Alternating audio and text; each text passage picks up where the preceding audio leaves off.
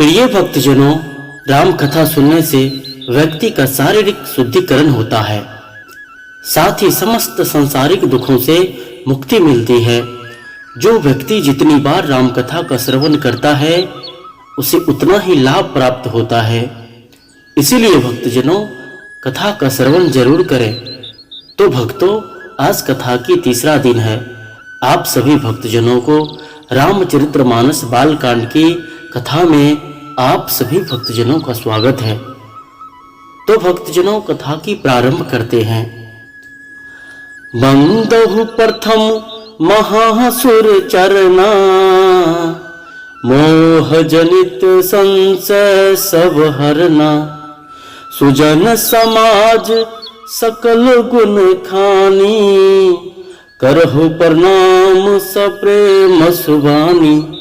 कहते हैं, पहले पृथ्वी के देवता ब्राह्मणों के चरणों की वंदना करता हूँ, जो अज्ञान से उत्पन्न का संदेह को हराने वाले हैं। फिर सब गुणों की खान संत समाज को प्रेम सहित सुंदर वाणी से प्रणाम करता हूँ। साधु चरित शुभ चरित कपासु, निरस विशद गुण में फल जासु। जो सही दुख पर छिद्र दुआवा, बद नहीं जेहि जग जस पावा। कहते हैं, संतों का चरित्र कपास के चरित्र के समान शुभ है, जिसका फल नीरस विशद और गुणमय होता है। कपास की डोटी नीरस होती है। संत चरित्र में भी विषय शक्ति नहीं है, इससे वह भी नीरस है। कपास उज्जवल होता है, संत का हृदय भी अज्ञान और पाप रूपी अंधकार से रहित है, इसलिए वह विशद है। और कपास में गुण तंतु होते हैं। इसी प्रकार तंत का चरित्र भी सद्गुणों का भंडार होता है, इसलिए वह गुणमय है। जैसे कपास का धागा सुई के किए हुए छेद को अपना तन देकर ढक देते हैं, अथवा कपास जैसे लोढ़े जाने, काते जाने और बुने जाने का कष्ट सहकर भी वस्त्र के रूप में परिणत होकर दूसरों को गोपनीय स्थानों को ढकता है, उसी प्रकार संत स्वयं दुख सहकर दूसरों के छिद्रों और दोषों को ढकता है, जिसके कारण उसने जगत में वंदनीय यश प्राप्त किया है। अगला दोहा है, मूद मगल मय संत समाजू, जो जग जगम तीरथ राजू। राम भक्ति जह सुर सरि धारा, सरस ही ब्रह्म विचार प्रचारा। कहते हैं, संतों का समाज अनंत और कल्याणमय है, जो जगत में चलता फिरता तीर्थराज प्रयाग है, जहां उस संत समाज रूपी प्रयागराज में राम भक्ति रूपी गंगा जी की धारा है और ब्रह्म विचार का प्रचार सरस्वती जी है। विधि निषेध मह कलिमल हरनी, करम कथा रविनंदनी बरनी। हरि हर कथा विराजति बेनी, सुनत सकल मुद मंगल देनी। विधि और निषेध, यह करो यह न करो रूपी कर्मों की कथा कलयुग के पापों को हरने वाली सूर्य कन्या यमुना जी है, और भगवान विष्णु और शंकर जी की कथाएं त्रिवेणी रूप से सुशोभित है, जो सुनते ही सब आनंद और कल्याणों को देने वाली है। अगला दोहा है, बटु विश्वास अचल निज धर्मा, तीर्थ राज समाज सुकर्मा। सब ही सुलभ सब दिन सब देसा, सेवत सादर समन कलेसा। उस संत समाज रूपी प्रयाग में अपने धर्म में जो अटल विश्वास है वो अक्षय वट है, और शुभ कर्म ही उस तीर्थ राज का समाज परिकर है। वह संत समाज रूपी प्रयागराज सब देशों में सब समय सभी को सहज ही में प्राप्त हो सकता है, और आदर पूर्वक सेवन करने से कलेशों को नष्ट करने वाला है। अखत अलौकित तीर्थ राव, देह संग फल प्रकट प्रभाव। कहते हैं, वो तीर्थ राज अलौकिक और अकथनीय है एवं तत्काल फल देने वाला है। उसका प्रभाव प्रत्यक्ष है।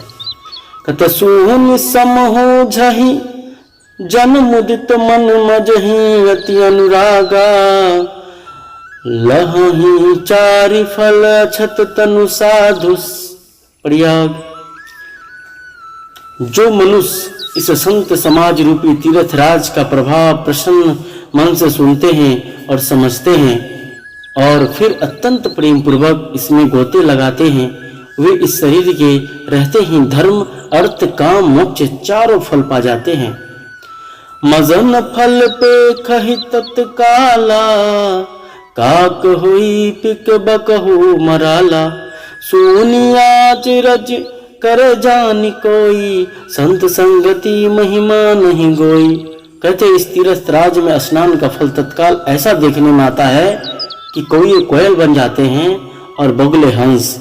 यह सुनकर कोई आश्चर्य न करे, क्योंकि सत्संग की महिमा छिपी नहीं है। बाल्मीक नारद घट जोनी निज निज मुखनी कहीं निज होनी जलचर थलचर नभचर नाना जे जर चेतन जीव जहाना। वाल्मीकि जी, नारद जी और अगस्त्य जी ने अपने अपने मुखों से अपनी होनी जीवन का वृत्तांत कही है।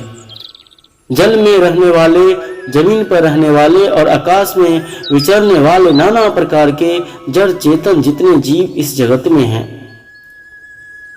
मति कीरति गति भूति भलाई जब जही जतन जहां जेही पाई। जो जनाव सत्संग प्रभाव लोक हूँ वेद न आन उपाओ।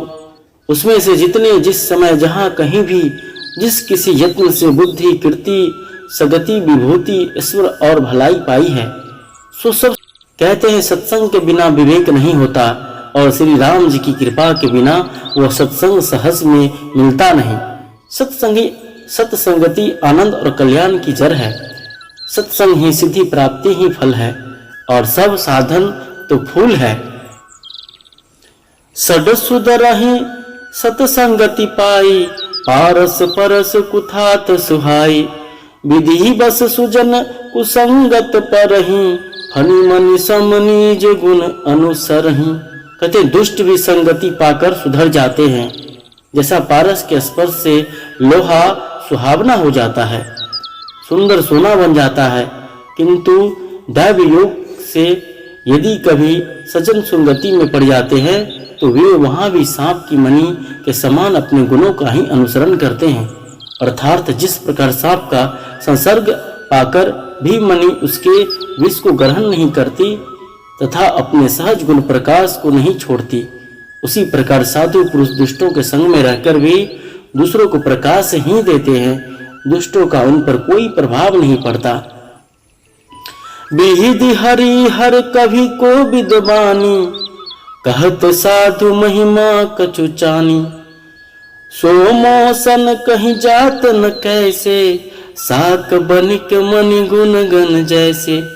कहते हैं ब्रह्मा विष्णु शिव कवि और पंडितों की वाणी भी संत महिमा का वर्णन करने में सकुचाती है। वो मुझसे किस प्रकार नहीं कही जाती, जैसे साग तरकारी बेचने वाले से मनियों के गुण समूह नहीं कहे जा सकते। बंदहु संत समान चित हित अनहित नहीं कोई। अंजलिगत शुभ सुमन जिमी सम सुगंध कर दोई। कहते मैं संतों को प्रणाम करता हूँ जिनके चित्त में समानता है, जिनका न कोई मित्र है और न शत्रु। जैसे अंजलि में रखे हुए सुंदर फूल, जिस हाथ ने फूलों को तोड़ा और जिसने उनको रखा, उन दोनों। संत सरल चित जगत हित जानी सुलभ न स्नेहु बलियन सुनी। करी कृपा राम चरण रति देहु। कहते हैं संत सरल हृदय और जगत के हितकारी होते हैं। उनके ऐसे स्वभाव और स्नेह को जानकर मैं विनय करता हूँ। मेरी इस बल विनय को सुनकर कृपा करे, श्री राम जी के चरणों में मुझे प्रीति दे। बोलिए सियावर रामचंद्र भगवान की जय।